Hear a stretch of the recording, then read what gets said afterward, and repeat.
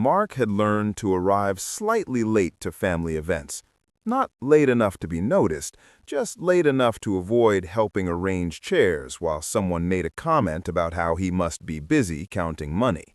The joke had been recycled for years, ever since his business stopped being a hobby and started paying for things other people admired.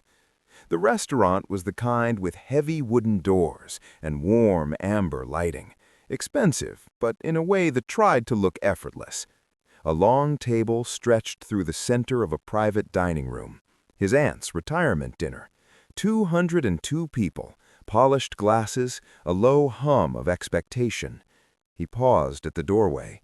There were no empty seats. His cousin Brian spotted him first. "Mark!" Brian called out, grinning too broadly. "We thought you weren't coming." "I said 7, Mark replied. "It's 7:02. Brian shrugged and gestured to the table. "Well, this table's for family. You can probably grab a spot outside. They've got those little patio tables." A few cousins laughed. Not cruelly, just comfortably. The kind of laughter that tests whether you'll object. Mark looked down the table. His mother, his uncle, Brian's wife scrolling through her phone, his aunt, the guest of honor, mid-story and not paying attention. No one moved. A chair through the glass wall behind them, he could see the patio. Small round tables, 2 chairs each, a string of soft white lights overhead, separate. He held Brian's gaze for a moment longer than necessary. "Outside's fine," he said. The laughter softened. Someone added, "We'll rotate later." They wouldn't. Mark stepped onto the patio. The air was cooler, a faint smell of basil from the planters. The noise from inside was muffled, visible through glass, audible but distant. He sat. A server approached. "Are you with the Thompson party?" she asked. "I am." She hesitated, glancing inside. "They said you'd prefer something quieter." Mark almost smiled. "Sure," he said, "quieter." He ordered coffee instead of wine. From his seat, he could see the entire table. He could also see the empty chair near the end, a decorative chair holding a purse. There had been room. He felt the old instinct stir, the one that wanted to stand up, walk back inside, and ask plainly, "Why is this funny to you?" But he knew how that story ended. Sensitive, dramatic, always about money with you. So he stayed still. He had arranged this dinner 3 weeks earlier, when his mother mentioned that no one had planned anything special for his aunt. He'd called the restaurant manager personally, pre-selected the menu, left a deposit large enough that they wouldn't risk the booking. He hadn't announced it. He rarely did. Inside, Brian stood to make a toast. The room clinked glasses. "To Aunt Linda," he began. 40 years of hard work, and now she gets to relax, maybe on one of Mark's yachts." More laughter. Mark took a slow sip of coffee. The server returned, setting down a small plate of biscotti he hadn't ordered. "Compliments of the chef," she said softly. He nodded. An hour passed. Plates cleared. Dessert menus appeared. The patio remained mostly empty, except for him and a couple celebrating an anniversary at the far end. Then the check came. The waiter carried a black leather folder. He stepped through the patio doors and walked directly to Mark. "Whenever you're ready, sir," he said, placing it in front of him. Mark didn't open it immediately. Through the glass, he saw Brian's expression shift. Confusion first, then dawning realization. A few heads turned. His mother leaned toward the window slightly. Mark opened the folder. $3,042.16. He closed it gently. The waiter remained, posture professional but deferential. "Would you like me to proceed with the remaining balance as discussed?" The waiter asked, as discussed. The words carried through the slightly opened patio door.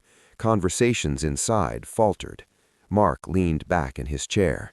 Before he could answer, the restaurant manager emerged from inside, a woman in her 40s with a composed, capable expression.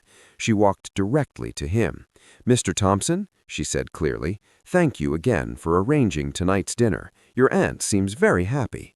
Inside, Brian's grin had disappeared. The manager continued, "We've applied your initial deposit. The remaining balance is here, and as you requested, we've ensured your aunt's favorite dessert was included." Mark nodded once. Behind the glass, 22 people were no longer laughing.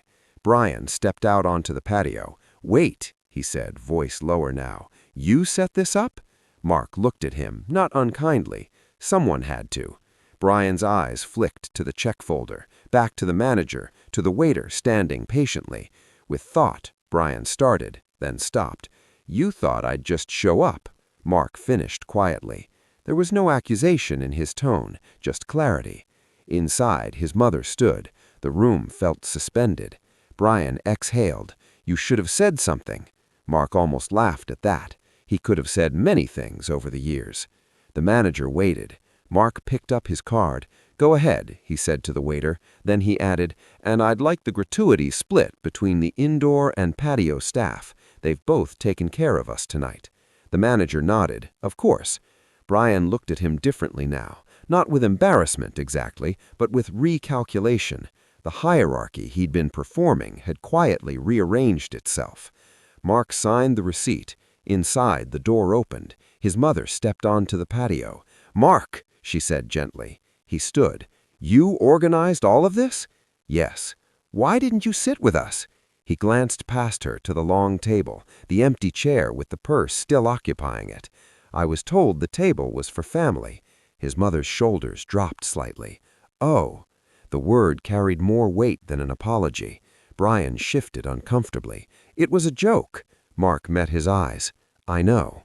Silence stretched between them, but it wasn't sharp. It was revealing. His aunt appeared at the doorway now, confusion on her face. "What's going on out here?" The manager answered smoothly, "Just thanking Mr. Thompson for hosting this evening." "Hosting?" The word settled like a quiet bell. His aunt's eyes filled. "You did this?" Mark nodded once. She stepped forward and hugged him firmly, publicly. "I'm glad you're here," she said. "Not outside, not later. Here." The glass doors remained open long enough for everyone inside to hear it. Mark felt no surge of triumph, no desire to return to the long table and claim a seat. The moment had already done what it needed to do. He picked up his jacket. "You're leaving?" his mother asked. "Early morning tomorrow." Brian stepped aside instinctively, clearing space. "Thanks," Brian muttered. It wasn't polished. It wasn't performative. It was smaller than pride. Mark nodded. On his way out, he stopped by the host stand. "If there's any remaining credit," he told the manager, "send dessert wine to the table." She smiled knowingly. "Very generous." He shook his head slightly. "Just finishing what I started." Outside, the night air felt even and unremarkable.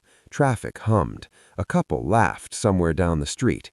Inside that restaurant, the story of the evening would change in the retelling. Some would frame it as a misunderstanding, some as an oversight. Brian would likely soften the edges of his joke when repeating it. Mark knew that, but he also knew something else. See, generosity reveals people, not just the one giving it. He didn't regret paying the bill. He did wonder whether he would accept the next invitation, and for the first time, that decision felt entirely